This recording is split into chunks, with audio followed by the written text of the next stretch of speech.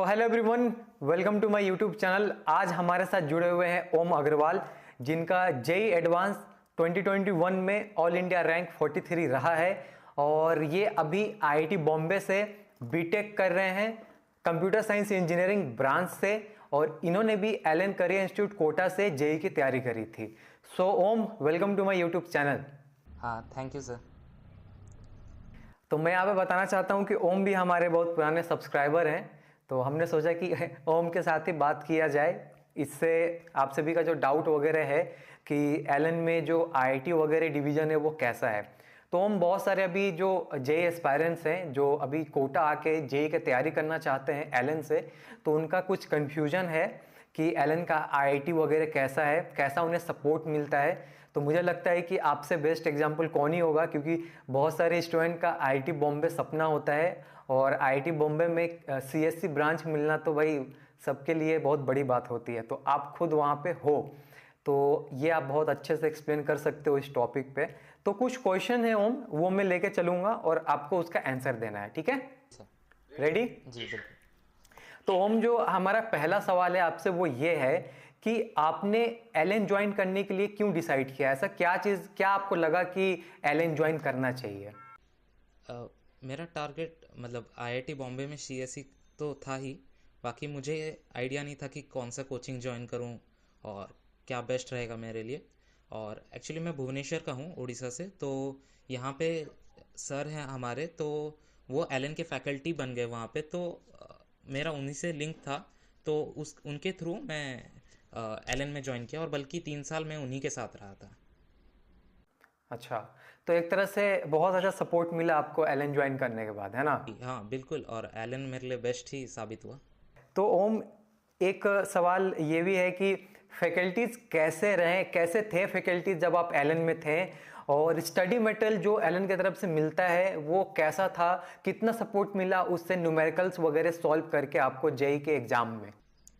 Faculties से start करूँ? Faculties के तो जितना तारीफ़ कर लूँ कम है, क्योंकि बहुत अच्छे से बॉन्डिंग करते हैं वो स्टूडेंट्स के साथ। मतलब 3 साल तक लगातार वो काफ़ी अच्छे से जुड़े रहे। मतलब अप्स एंड डाउन्स में बहुत हेल्प किया, और एकेडमिकली नॉन एकेडमिकली मतलब बहुत ज़्यादा सपोर्ट रहा उनका। और स्टडी मटेरियल की बात करूँ तो मतलब 30 साल से ये स्टडी मटेरियल चल रहा है, मतलब हल्का फुल्का वेरिएशंस उनका रहता है।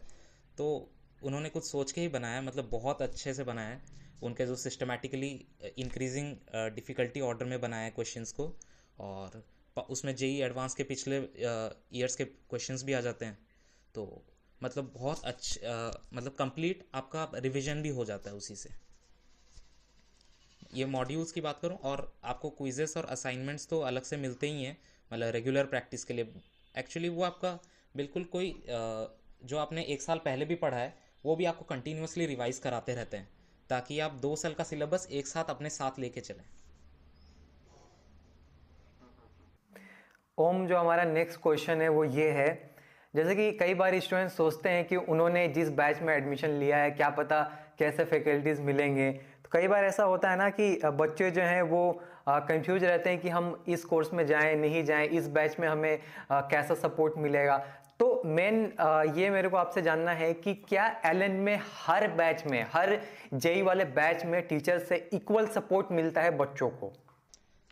देखिए, मतलब होता है टीचर्स, मेरे को पता है, मेरे को इतना पता है कि टीचर्स हर बैच में बहुत बहुत क्वालिफाइड हैं, और मतलब जेई के टॉप रैंक्स के लिए भी आपको पढ़ा सकते हैं।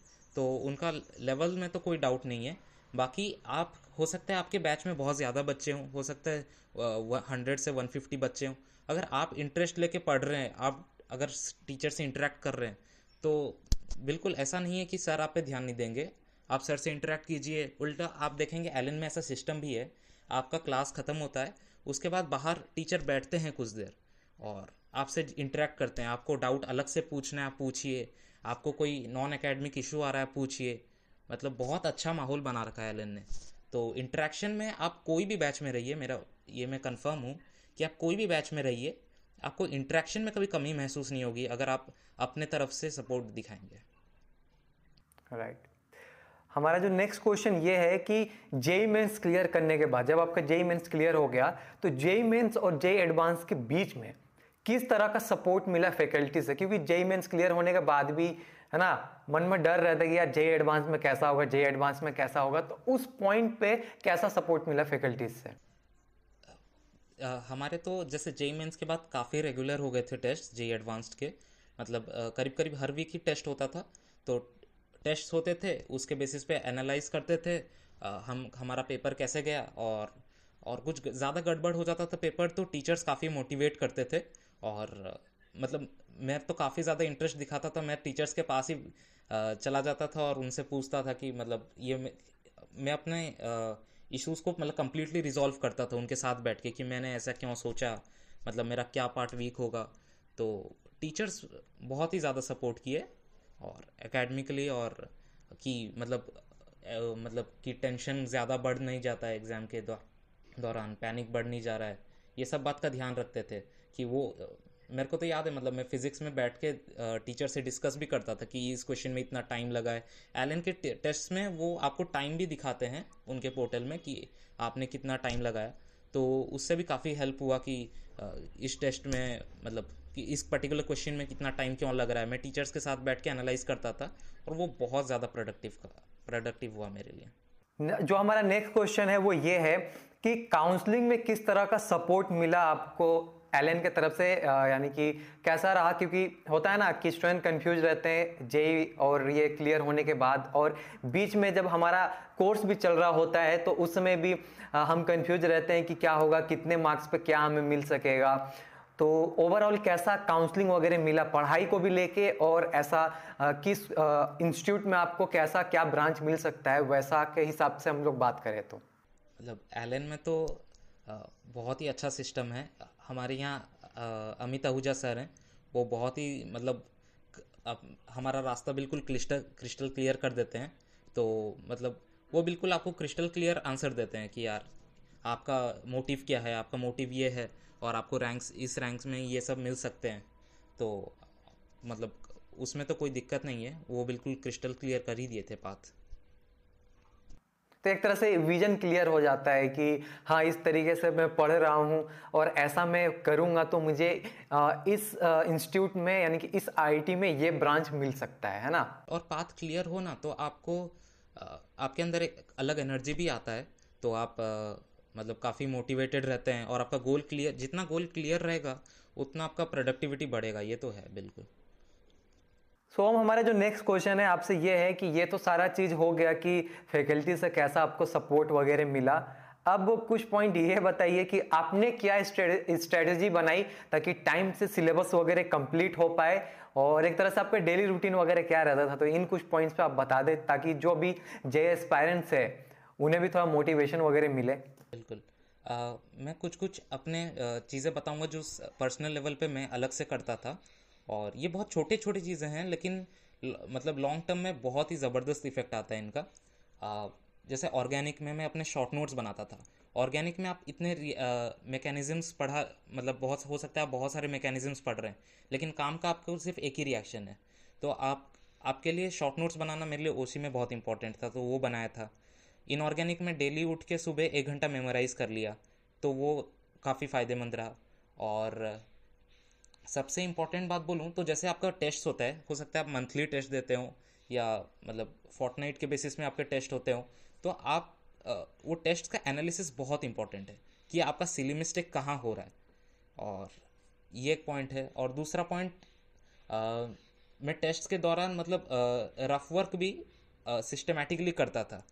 इससे मतलब बहुत ही ज़्यादा फ़ायदा होता है, क्योंकि पहले मतलब हमें ऐसा लगता है कि हम अगर सिस्टमेटिकली करें तो हमारा ज़्यादा टाइम जाएगा, तो ये बिल्कुल गलत फहमी है। क्योंकि हम वापस जब जाएंगे उसमें तो हम बिल्कुल उस क्वेश्चन को समझ ही नहीं पाएंगे हमने क्या किया है, तो वो बहुत इंपॉर्टेंट है।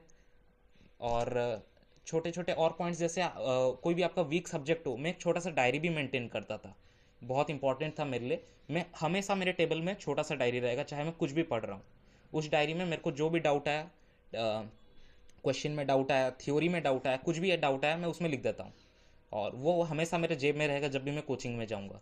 तो और जब भी मुझे टीचर मिलेंगे तो मैं उनसे डिस्कस कर लूँगा और उसमें एक टिक लगा दूंगा कि हाँ ये डाउट मेरा क्लियर हो गया। तो इससे इतने ज़्यादा डाउट मतलब रेगुलरली क्लियर होते थे, तो कॉन्फिडेंस भी बढ़ता था, और टॉपिक में क्लैरिटी भी बहुत ज़बरदस्त आता था। एक जरा आप डेली रूटीन के ऊपर बताएं, सुबह से शाम कैसा रहता था आपका सब। मेरा तो जैसे क्लासेस आफ्टरनून शिफ्ट में होते थे, मतलब 2 to 7। तो रात के दौरान मैं उस दिन का पूरा क्लास वर्क का एनालिसिस करता था। एनालिसिस से मेरा मतलब है होमवर्क, जो क्वेश्चंस मुझसे नहीं हुए थे उनको वापस करता था, और थ्योरी जो पढ़ा है उसको रिवाइज कर देता था। और उसके बाद मेरा मेन काम सुबह रहता था, जब मैं होमवर्क करता था सुबह को क्लास से पहले। उस दिन का जो भी होमवर्क टास्क करना होता था मैं होमवर्क पे फोकस करता था। और ये एक इम्पॉर्टेंट चीज़ मैं ट्राई करता था कि मैं 3 आवर के सिटिंग में करूँ ये सब काम। या तो रात को भी 3 आवर का सिटिंग एक होना चाहिए, और एक सुबह का भी रख लेता था 3 आवर का सिटिंग।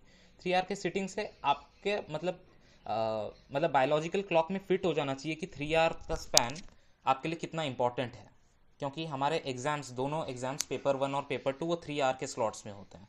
तो ये भी काफ़ी इंपॉर्टेंट है। ओम, तो फाइनली आप अभी आईआईटी बॉम्बे में हैं, तो कैसा पढ़ाई चल रहा है आईआईटी बॉम्बे में, और जैसा आपने सोचा था सब वैसा चल रहा है या नहीं? जी, थोड़ा मतलब काफ़ी अच्छा इधर एनवायरनमेंट है। मतलब ऐसा लग रहा है कि यार हाँ, कुछ अचीव किया बढ़िया। तो इधर इतना अच्छा माहौल है।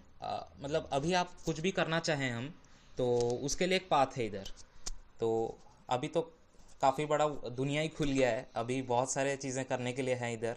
और काफ़ी हद तक एक्सपेक्टेशन, जो एक्सपेक्टेशन था वही चल रहा है। अच्छा लग रहा है इधर तो। राइट। तो चलिए, आगे के लिए आपको बहुत बहुत बधाई। आप अच्छा वहाँ पे सीजीपीए वगैरह सिस्टम है ना वहाँ पे भी, जी जी, CPI सिस्टम है उधर। तो आप अच्छा स्कोर करें और आपको अच्छा प्लेसमेंट वगैरह मिले, ये हमारे तरफ से आपके लिए बेस्ट विशेस है। और थैंक्स अलॉट कि आपने इतना सारा पॉइंट वगैरह शेयर किया। इससे जो स्टूडेंट्स हैं उनकी जो डाउट्स वगैरह है वो क्लियर हो जाएंगी। So Om, thanks again, thanks a lot for joining. Thank you sir, और आप भी बढ़िया बढ़िया वीडियोस बनाते रहिएगा सर। बहुत मज़ा आता है देख के। तो बस दोस्तों, आज की इस वीडियो में इतना ही। कोटा और कोचिंग से रिलेटेड अपडेट्स के लिए आप मेरे चैनल को सब्सक्राइब कर सकते हैं। So thanks for watching, have a nice day ahead.